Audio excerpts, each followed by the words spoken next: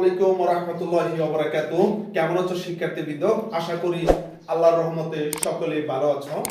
আজ তোমাদের আমি একটা গ্রামাটিক্যাল আলোচনা করব, যে গ্রামাটিক্যাল বলে ট্যাগ কোশ্চেন। যে গ্রামাটিক্যাল কি বলে? Tag question. এই ট্যাগ কোশ্চেনটা তোমাদের অন্তত প্রয়োজন হয় কিছু কিছু ক্ষেত্রে, অথবা এই ট্যাগ কোশ্চেন উঠিয়ে দিয়েছে কিন্তু শিখা ভালো।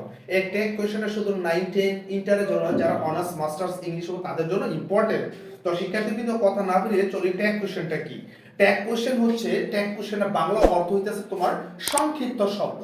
মানে ট্যাগ শব্দের অর্থ কোন প্রশ্ন আছে এটাকে জুড়ে দেওয়া, মানে সংক্ষেপে একটা আনসার দেওয়া। ঠিক আছে শিক্ষার্থীবৃন্দ?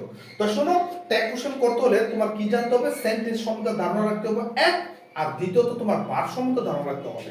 তো শিক্ষার্থীবৃন্দ কথা না বলে চলো ট্যাগ কোশ্চেনটা কিভাবে করতে হয় আমি এখন তোমাদের দেখাবো। তো শিক্ষার্থীবৃন্দ, ট্যাগ কোশ্চেন করতে হলে তোমার আগে সেন্টেন্স সম্বন্ধে ধারণা রাখতে হবে।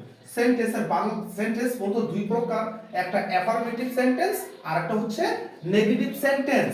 অ্যাফার্মেটিভ মানে হা বোধক, হ্যাঁ, অ্যাফার্মেটিভ মানে হা বোধক, আর এটা কি না বোধক। ঠিক আছে শিক্ষার্থীবৃন্দ, একটা হচ্ছে হা বোধক আর একটা কি না বোধক।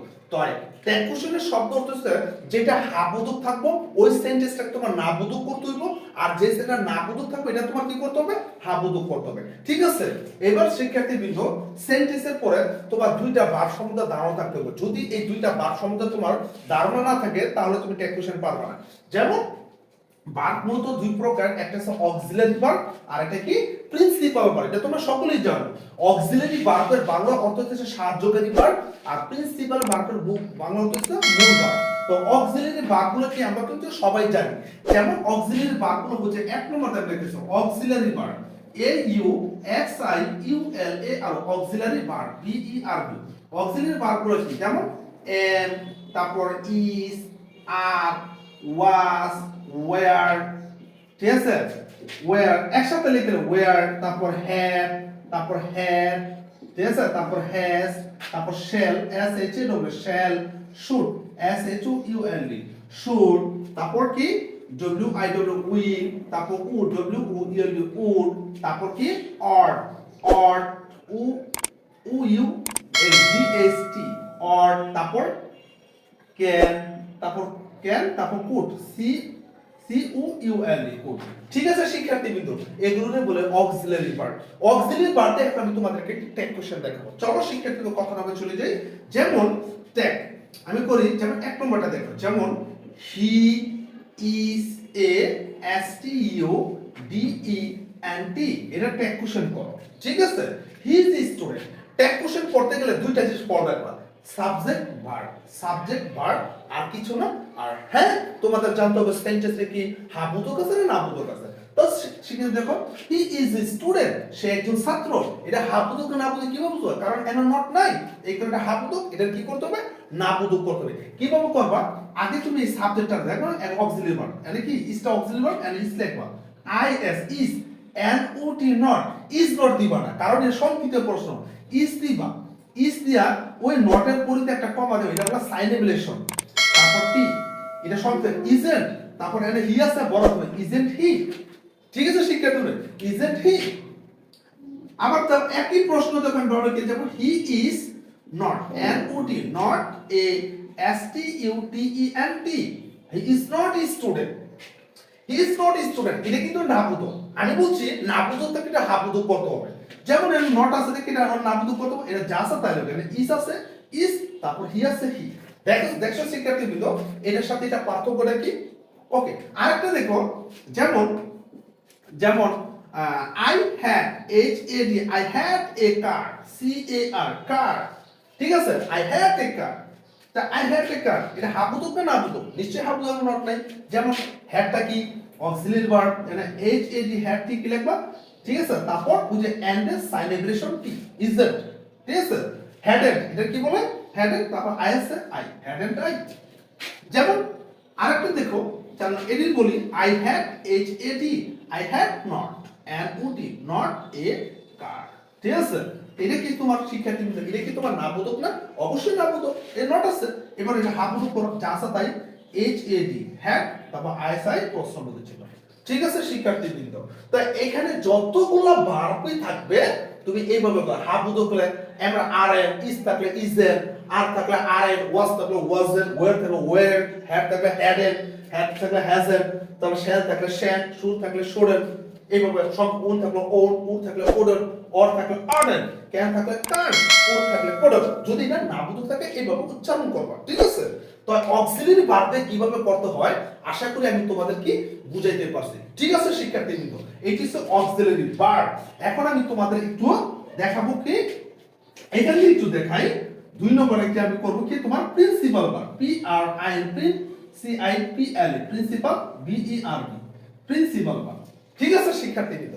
এবার প্রিন্সিপাল ভার্বে কিভাবে তুমি ট্যাগ কোশ্চেন করবে একটু শোনো। প্রিন্সিপাল ভার্বে তোমার ট্যাগ কোশ্চেন করতে হলে তোমার টেন্স সম্বন্ধে ধারণা থাকতে হবে।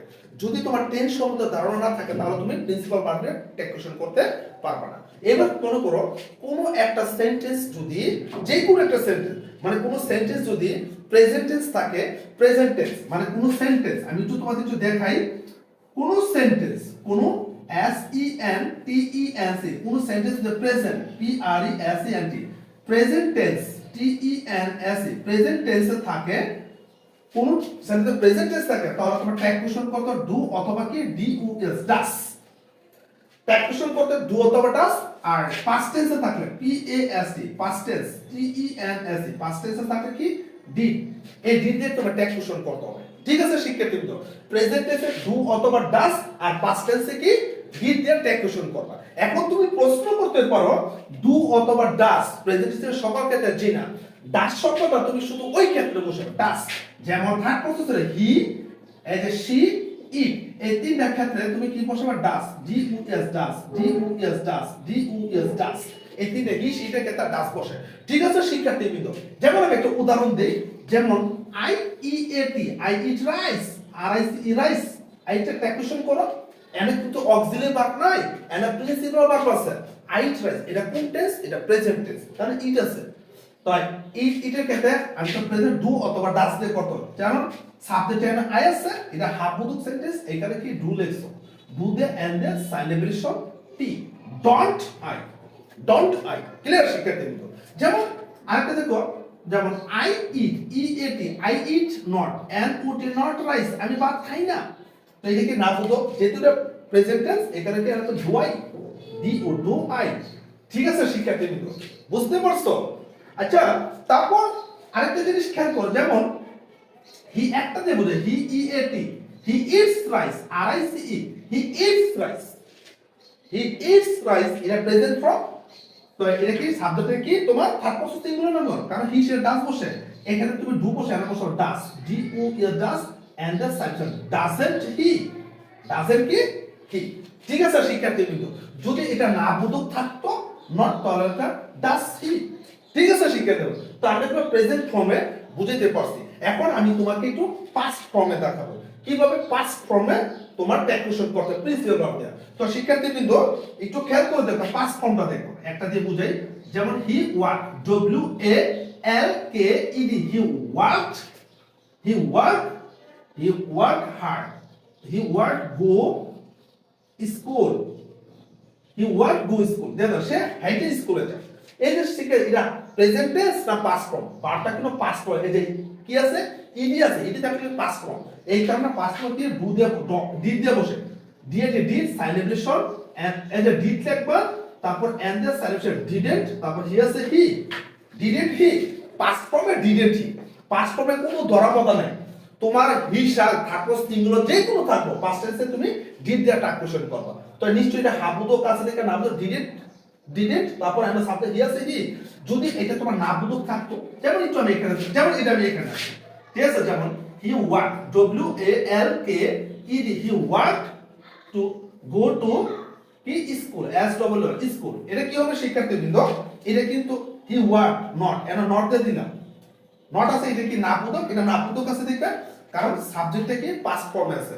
পাস্ট ফর্মে তোমার সবসময় কি করতে হবে, ডিড দিয়ে করতে হবে। যেহেতু এটা নাবুদক আছে, হাবুদক বলে শুধু ডিড দিয়ে দিবা, দিয়ে ডিড এন্ড দ্য সাইলেবরেশন টি, ডিডেন্ট, আর এখানে হি আছে হি, বাস প্রশ্ন মধ্যে ছিল দিয়ে দিবা, ঠিক আছে শিক্ষার্থীবৃন্দ?